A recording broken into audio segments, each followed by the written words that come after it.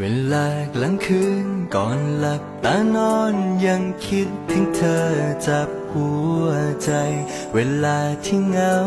ก็เปิดฟังเพลงที่เป็นเพลงของเราอยู่เรื่อยไปก็ยังใช้ชีวิตอยู่ไป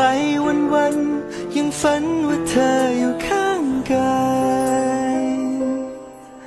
ทุกความทรงจำยังเก็บเธอไว้ไม่ลบเลือนไปสักทีอยู่ตรงนั้นก็หวังว่าคงมีความสุขดีแต่ว่าคนที่อยู่ตรงนี้ไม่เคยลืมเธอได้เลยหนึ่งลมหายใจที่เธอใช้เพื่อคิดถึงกัน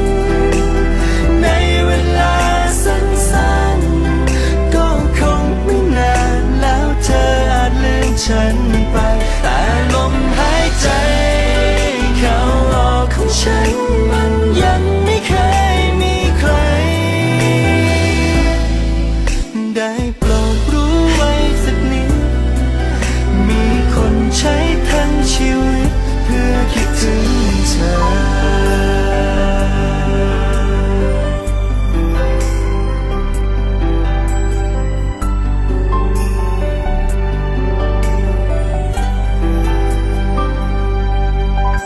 ไม่ว่าตัวเธอ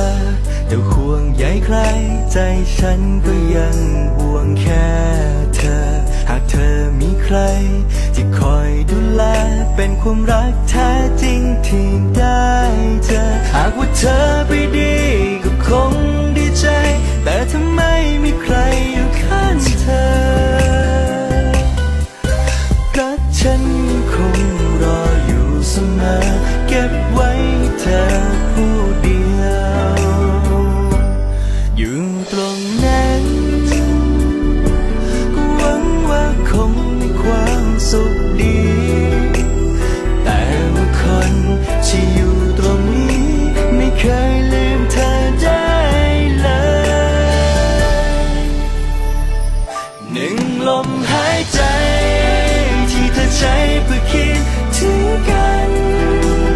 ในเวลาสั้นๆก็คงไม่นานแล้วเธออาจลืมฉันไปแต่ลมหายใจเข้าออกของฉันมันยังไม่เคยมีใคร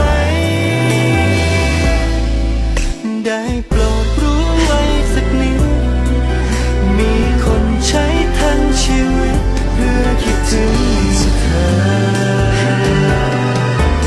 และความเป็นจริงส่วนลึกในใจยังคงรอคอยยังมีหวังหากว่าเธอเสียใจ